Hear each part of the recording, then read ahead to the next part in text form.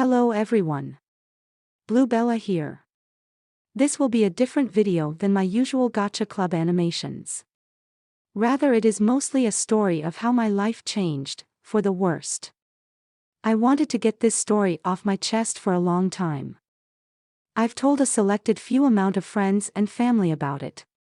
And it's about time I share it to the public, and those who do not know as of yet. Before we get started, please do not harass anyone involved in this story. With that out of the way, let's get started. September 30th, 2021. Wow, that's a whole year ago. A 16-year-old was re-entering high school after a year and a half of isolation. That 16-year-old was me. My final year of high school was going to be the best year of my whole life. With new classes to experience, and more of the high school campus to explore, you could say it was the time of my life. Finally, I could reunite with old friends and catch up on our friendship, because of a certain pandemic I will not mention. Surely nothing could go wrong. Or, so I thought. Did you all seriously think my final year of high school was all sunshine and rainbows? If I didn't make it obvious, it could die in a hole for all I care. I rather wish that my senior year would be a complete dream that never happened. Though my graduation was nice. As well as some fond high school memories of everyone I met. September 30th was the day of the pep rally. Since a football game was going to happen later that evening, or weekend. I can't remember, the school wanted to hype up the students for the event. Me? I don't care about sports. I mean, I was already alone for that whole month. No classes with friends, no people to chat with, just nobody. So comes ninth period, the end of the day. Me and someone else were heading to the bleachers to spectate the rally. For privacy reasons, we'll call them Lily. Lily was someone who really cared for me. She would crack at some jokes I would make and even give me some of her own pound cake. God, I miss that already. I really liked Lily at the time and fully developed a close friendship with her. Lily, if you're watching this, I love you so much. Thank you for being there for me. By the time Lily and I got to the bleachers, it was packed and dense. Reminded me of how busy Times Square is at night. You know, with the cars and traffic. Ha ha. In the midst of the crowd, I found my real-life best friend with another great friend of mine. We all didn't really see each other since the pandemic, so it was a great reunion. We later went to the bleachers to take our seats. It was going great. My best friend and I were joking around with memes on their phone. At the same time, I was playing Super Smash Bros. Ultimate on my Nintendo Switch. A few minutes into the show, I saw my other friend was enjoying themselves. I wanted to engage in a conversation with them. See how they were doing and stuff like that. Our conversation came to a complete halt when someone spoke these words into a microphone: "Bluebella, please come down to the track." Again, "Bluebella, please come down to the track." I was so confused. I didn't hope I was in trouble or anything. As far as I was aware, I was usually Ms. Goody Two-Shoes in school. Always staying out of trouble. Well, sometimes. Henceforth, I packed up my belongings, said later to my friends, and exited the bleachers. That announcement was made in front of 2,000 people, keep in mind. It felt like I was being embarrassed in front of the entire flock of students. In my head, I felt as if nearly everyone would make fun of me for something so minor. Sort of like the ugly duckling. That's a bad comparison, I'm sorry. And for those who I've told this story to, you know what's coming next. I walked towards the track in the midst of the pep rally, followed by nervous heart beating.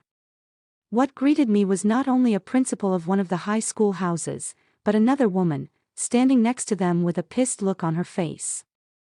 For privacy reasons, we'll call her Val. A true fact, I never liked Val. She was more of an annoying insect that wouldn't leave me alone. Telling me what to do, what not to do, etc. My hatred towards Val would grow spontaneously after the pep rally. Val grabbed my hand and walked towards a different set of bleachers. With me in hand, confused on the situation. "You need to apologize to Lily for leaving her," she said to me sternly. "She's worried about you ever since you left her." Now, here's a small secret. I was going to be picked up at the time and have a nice car ride home. As I explained that I was being picked up to her, she cut me off instantly. "I understand that you are being picked up, but you have to stay with us," Val explained again, trying to prove her point. You see, Val assumed that I was taking the bus home. Reminder, I wasn't. As we got back to Lily, I apologized for leaving her as Val assumed. I even explained that I was hanging out with two of my close friends. Lily was fine with it. She was happy I was finally having a good time, which was sadly cut short. The bleachers Val had dragged me towards had practically nobody.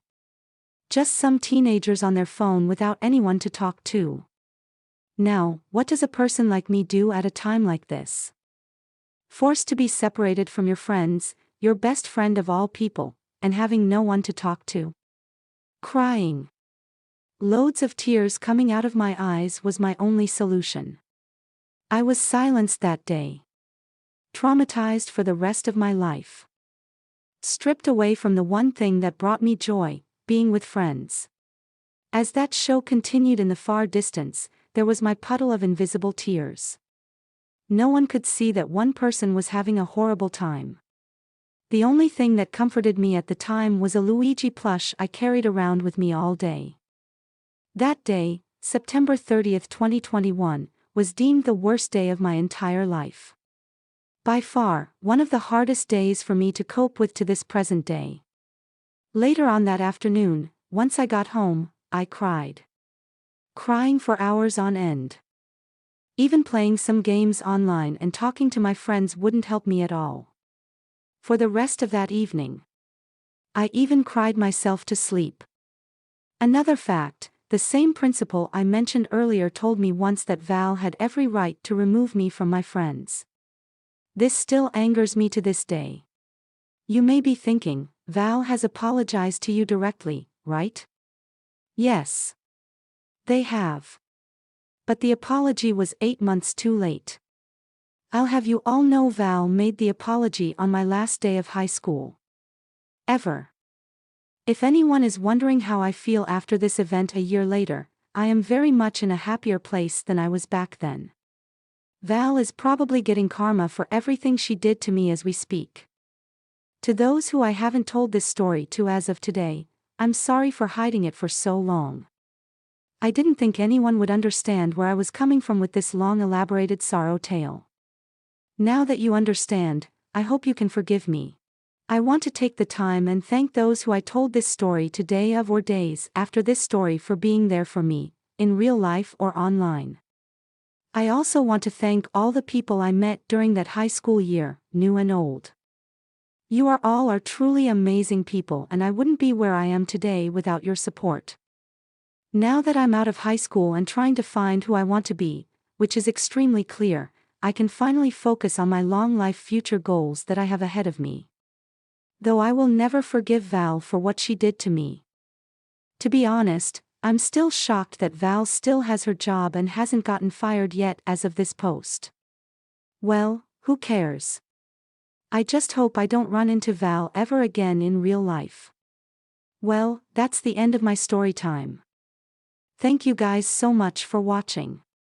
I'll see you guys in the next video, whenever that may be. Until then, see you later.